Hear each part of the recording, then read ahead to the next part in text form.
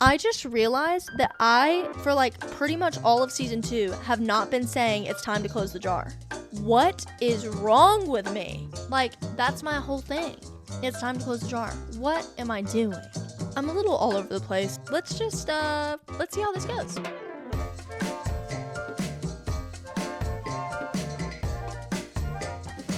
This is gonna be so Hey good. y'all, welcome back or welcome to the Pickle Jar. This is What's the Dill. I'm your host, Mackenzie Pickle.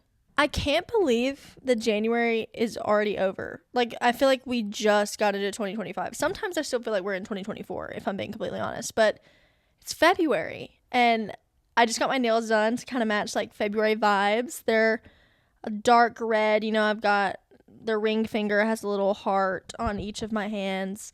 They're very cute. I love them. Anyways, how have you been?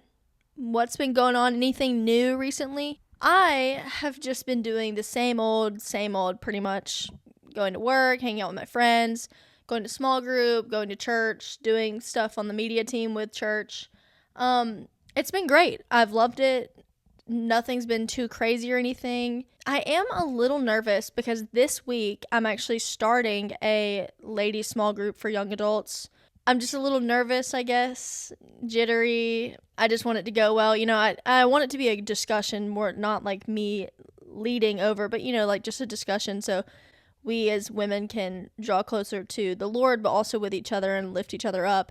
And I'm also singing for this like student ministry. I'm leading a song, and it's my first time leading a song at this church like since I've been here, so I'm just a little nervous.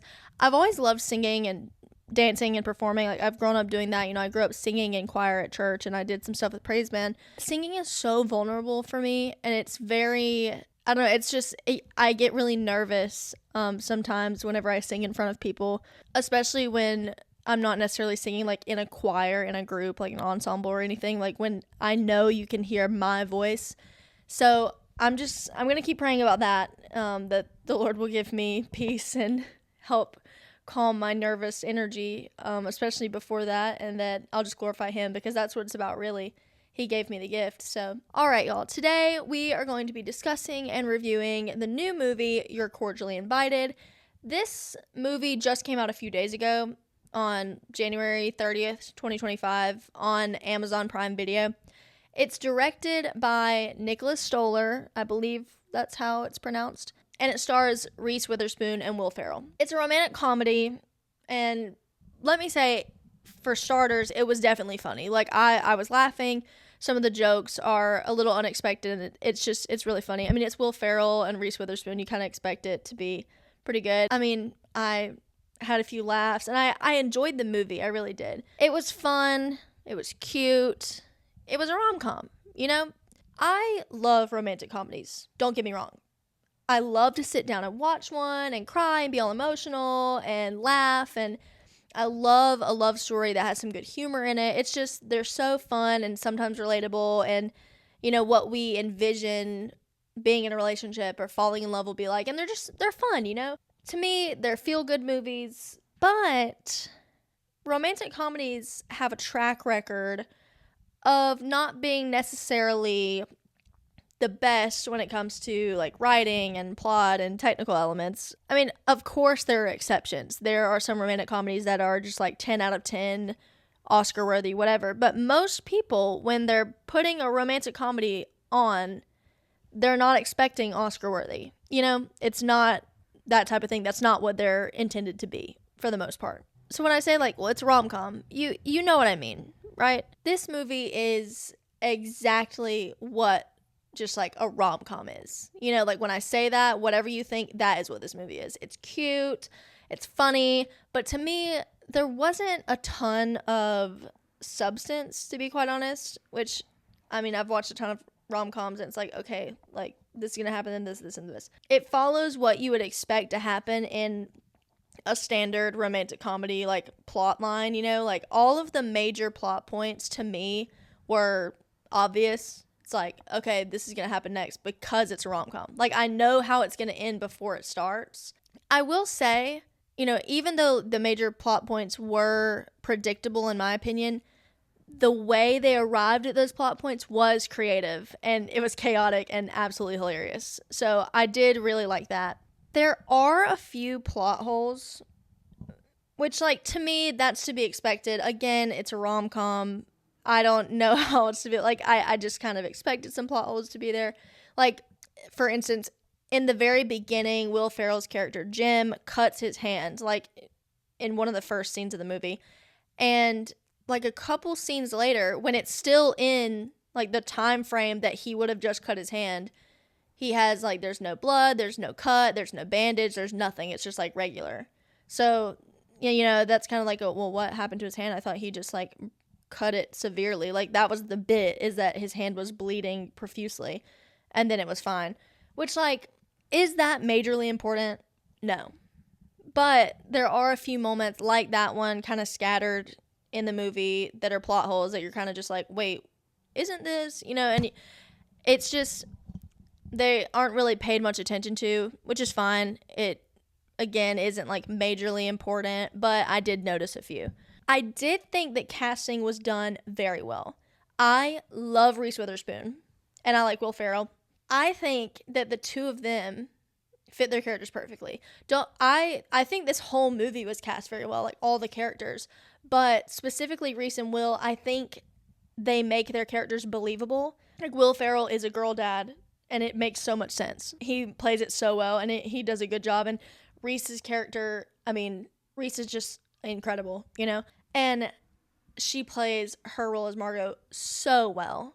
So phenomenal. She's, like, a businesswoman. She's independent. She's financially stable. She's successful. Like, she is that girl, you know? I think that was a really good job casting because I believed their story and their character and who they were. However, I don't necessarily know that they have the best chemistry together.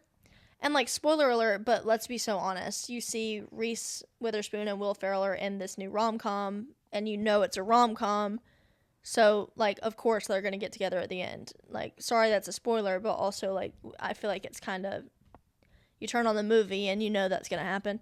But back to just, like, their chemistry, again, I think they fit their characters well. It just, to me, I don't know that I could see them in a romantic way. Like, they don't give off having a romantic relationship to me, in my personal opinion. Not to say I don't think that they act well together and work off each other well. I do, but to me, watching it, I feel like they're giving more, like, good friend energy. Like, it's fun, it's light, you know, and I don't necessarily think that they would end up together. I mean, it wasn't the worst lack of chemistry I've seen before. You know, like I said, they still got along, and they're both good actors and can, like, play off of each other. But I just didn't believe that they would be in a romantic relationship. I don't know. I just was like, I know they're going to get together, so I have to wrap my brain around that. But I don't necessarily believe that they would, if that makes any sense. Maybe that's just me. Maybe that's me being nitpicky, but that's what I thought. There are some super funny jokes and just, like, absolute chaos throughout the movie. And it just makes you laugh, and everyone is crazy at some point, and it is just so funny. I did tear up a bit in one emotional part because it was just so sad and sweet at the same time. Like, when Jim is sitting outside, and it's, like, where him and his deceased wife had gotten married, and he's sitting there with champagne, and everyone's partying inside, and he, like, cheers her, and he's, like, talking to his late wife. Like, that, come on. That is so sad. I think the music was good, and I loved the end credits when they were all singing Islands in the Stream, like, to the camera. It was so fun. That song is, like, crucial in the movie, and it was just fun to see the cast, like, get to sing and be themselves to the camera and all that stuff. I love when movies do that, so I really enjoyed that little part. Overall, I enjoyed the movie. I did. To me, it doesn't have tons of substance. You know, it's got the plot holes. I didn't really believe the romantic chemistry between Reese and Will. But I do think they did a good job, and they were funny, and it's a cute movie. That's what I have to say about it. It's cute. You know, it's a fun movie to watch when you just want to throw something on and laugh and enjoy a weird love story.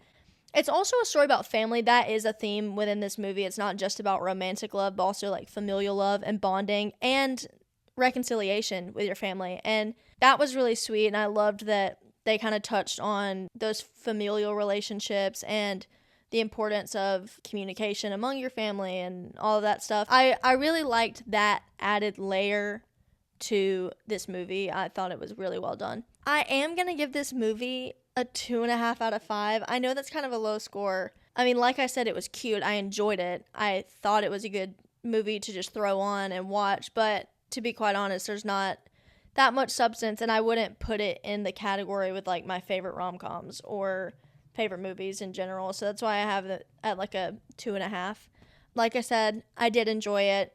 It's on Amazon Prime Video if you would like to watch it. Pickle's pick of this week is I'm Not That Girl by Cynthia Erivo from the 2024 Wicked soundtrack. Listen, I am still listening to Wicked. I have been listening to it on repeat this entire past week, and honestly, really since the movie came out, let's be so honest. But this week specifically, I keep replaying that song over and over and over and over and over again. I just love her, and I love her version of this song so much, and I love to belt it in the car. It is just such a good song and so like heart-wrenching. Stop. It's so good. So, I mean, the whole soundtrack is good, of course. Just like shuffle the whole thing. But that song specifically, I've had it on repeat. Well, that's all I had for you today. A little bit of a shorter one, I know, but thank you so much for joining me. I am looking forward to seeing you next week, however you choose to tune into the podcast, whether that be YouTube or any podcast platforms. Please, please, please like, comment, subscribe to the YouTube, follow on Instagram and TikTok, review it, download it, share it with your friends and family. I would greatly appreciate it, and I thank you so, so much for all your support. That's it. It's time to close the jar. See you next time. Bye.